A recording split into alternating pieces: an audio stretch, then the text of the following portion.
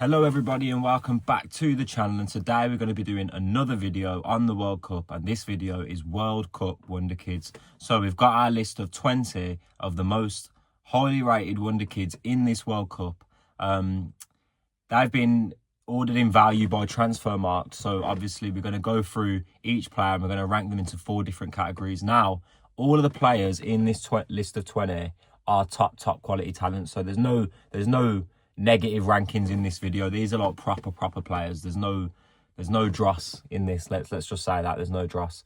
In the keeper and I, we gave 3 players who maybe people might not know as much about, but in this video it's going to be some household names. So the categories are future Ballon d'Or, world class talent, upcoming great, and just good player. But before we get into it, how's everyone been enjoying the World Cup so far? Obviously we had Mexico, South Africa on the opening day, which was mental, man. We had 3 red cards in the first game. You don't normally get that. I mean, it's a World Cup record for 4 red cards in one game. But I believe the last tournament only had 3 red cards in total. So it is absolutely crazy for 3 players to be getting sent off in one go. We had South Korea versus Czech Republic. South Korea looked really good. Lee Kang in, looking absolutely brilliant, putting all of everybody on alert. We've had Bosnia and Canada yesterday, and then America looked ace, to be fair to him. Balogun's been absolutely rattling them in. So yeah, dark horses. Everybody didn't know how America would take to this, hosting the tournament and all like that, but the atmosphere was pretty good as well. So yeah, it's been an enjoyable World Cup so far. But let's get into these Wonderkids, shall we? Let's get into these Wonderkids. So, with no further ado, let's get into the Wonderkids tier list. So first, we've got Nico O'Reilly, probably for me, Premier League player of the season, last season, well, in terms of young players, in terms of your under-21s. Absolutely brilliant talent, physical phenom, all the height, all the energy, all the strength and engine that you could want from a fullback, but he's got that smart intelligence in the game. Really good at getting into good positions. Played as a midfielder in the academy for City, so when he drops into those midfield positions, he knows what he's doing. He's really dangerous in the box. 5 goals and 4 assists from fullback. Brilliant player for Man City, and he's going in world-class talent. Next, we've got Kenan Yildiz, a really exciting winger / attacking midfielder playing over for Juventus in Syria. He's going to be playing for Turkey at this World Cup, and Turkey were a team that I had to watch because of players like this. This guy has got an absolute rocket on him, and don't be surprised if he gets the ball in a game where the opposition team are just defending and this guy breaks them down with a worldie or an absolute piece of magic.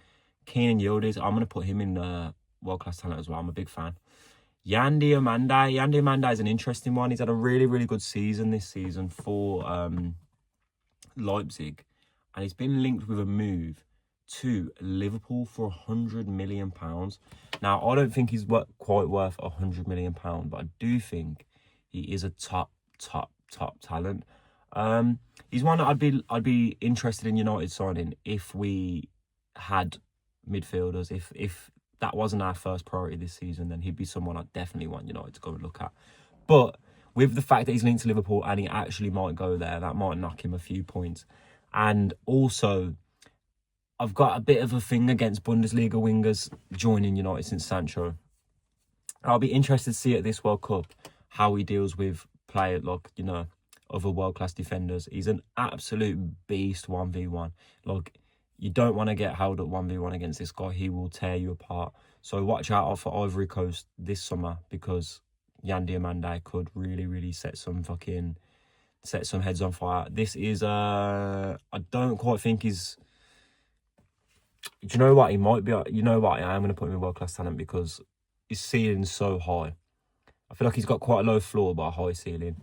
Arda Güler, another one of Turkey's bright hopes and Real Madrid's bright hopes, had a lot better season this season for Real Madrid, and I think that Madrid fans will be watching Turkey this World Cup with eager eyes.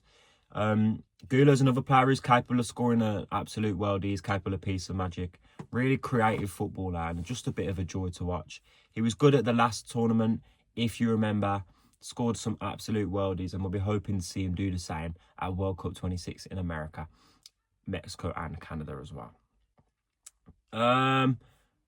World class talent. It looks like everyone's going in the same category. But next up, we've got a player who's on the keep an eye shortlist. So this is Morocco's Ayoub Bouadi, plying his trade in Ligue 1 for Lille. Ayoub Bouadi's been playing since he was 16 in defensive midfield, which is a position that's usually filled with older heads and experience. This is a guy who's got great grit and determination. He's strong in the tackle. He's got a great turn. He's capable of carrying the ball. I'm a big fan of Ayoub Bouadi. And like I said in the video for Keep an Eye, this guy's going to be at Prem side soon. So keep an eye on Bouadi at this World Cup.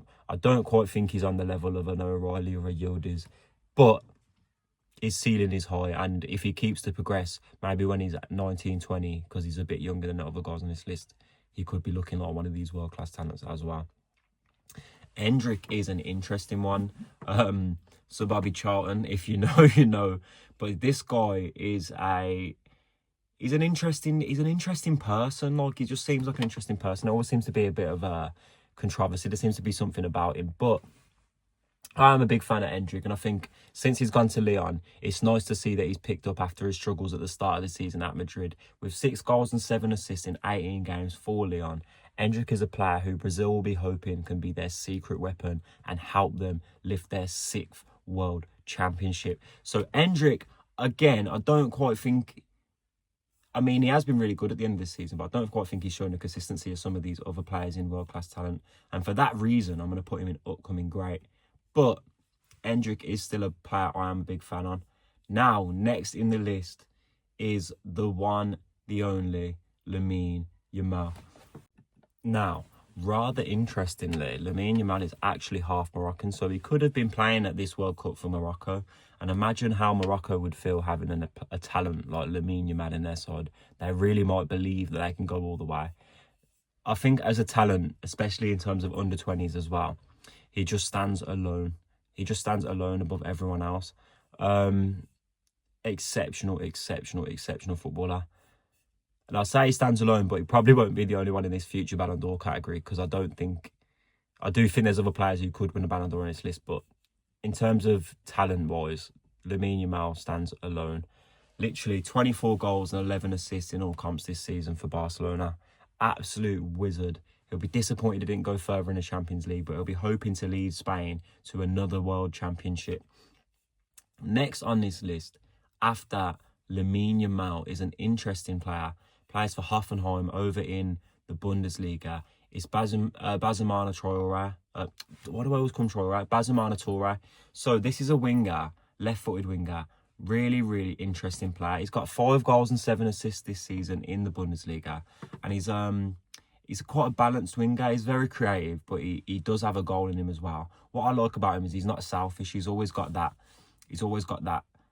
look up for a teammate gene in him, which is it's a good thing to have, really, especially with most wingers now are kind of inside forwards who try to score all the time. So I do think his ceiling's a lot lower than some of the players on this list, but I do think he'll still be a good high-level player in the future.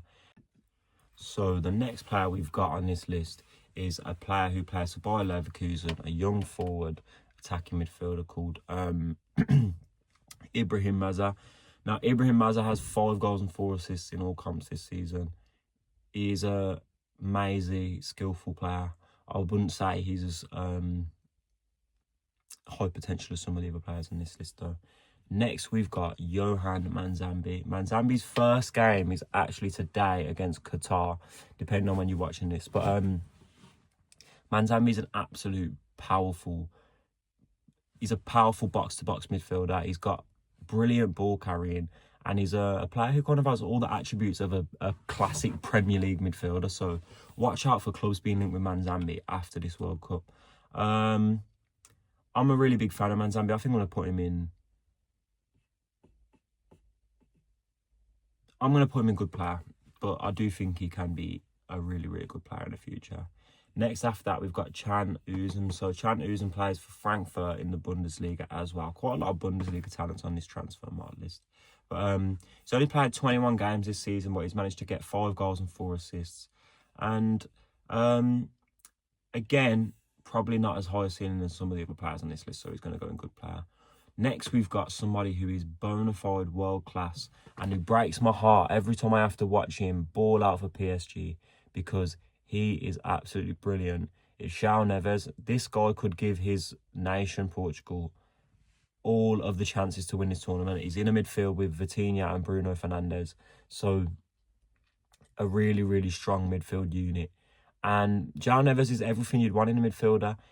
He's combative, he's technical, he's brilliant at snuffing out danger, he's brilliant at winning headers in the box, even though he's 4 foot tall. He's just a really, really complete footballer, a proper talent. And the fact that Man United gave these men the money for Ugarte so they could buy him, it's heartbreaking, isn't it? He's going in future Ballon d'Or, because if Portugal win the Euros this summer, he could be up for a Ballon d'Or. Desiree Doué, 16 goals, 11 assists this season for PSG. Top player. Joyful to watch. And he's playing for France. France side who are going to be really, really looking to win this tournament. And when you've got players like Doué in your squad, why would you not be looking to win this tournament? I think Doué is capable of winning the Ballon d'Or. If he keeps it up and keeps improving and he starts to add more and more goals to his tallies every season, I think a Ballon d'Or's on the cards for Doué all day. So future Ballon d'Or for Doué.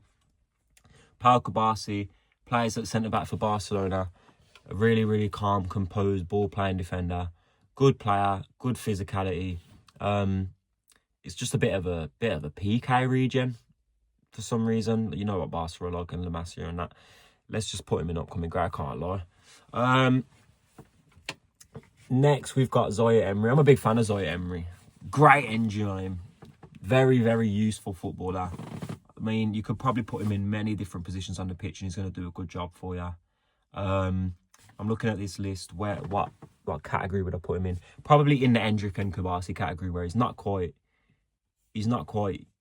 Yildiz or had the season of Owen O'Reilly, but he's a top player. Nico Paz. Nico Paz was in my keep an eye. If you haven't seen my keep an eye, go and watch that now. But playing for Como and playing his trade in the World Cup for Argentina. Argentina will be hoping that Nico Paz can be their weapon off the bench. Lovely left foot. They've lost Di Maria, so he'll be looking to be the long-term replacement in Argentina's squad for Di Maria. So big shoes to fill, but a talented player nonetheless. And I do think he's capable of filling those boots. He's going to go back to Real Madrid. Obviously, Real Madrid have got a buyback clause. Can't talk. A buyback clause, and they're going to activate it. There we go. Yeah. This guy's a top player, so let's put him in.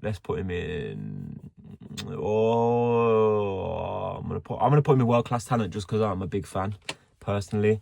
Another player I'm an absolutely massive fan of is this guy, Kobbie Mainoo. Since Michael Carrick's come in and this guy's come back into the team, United have picked up more points in the league than any other team, and that is massively down to this man.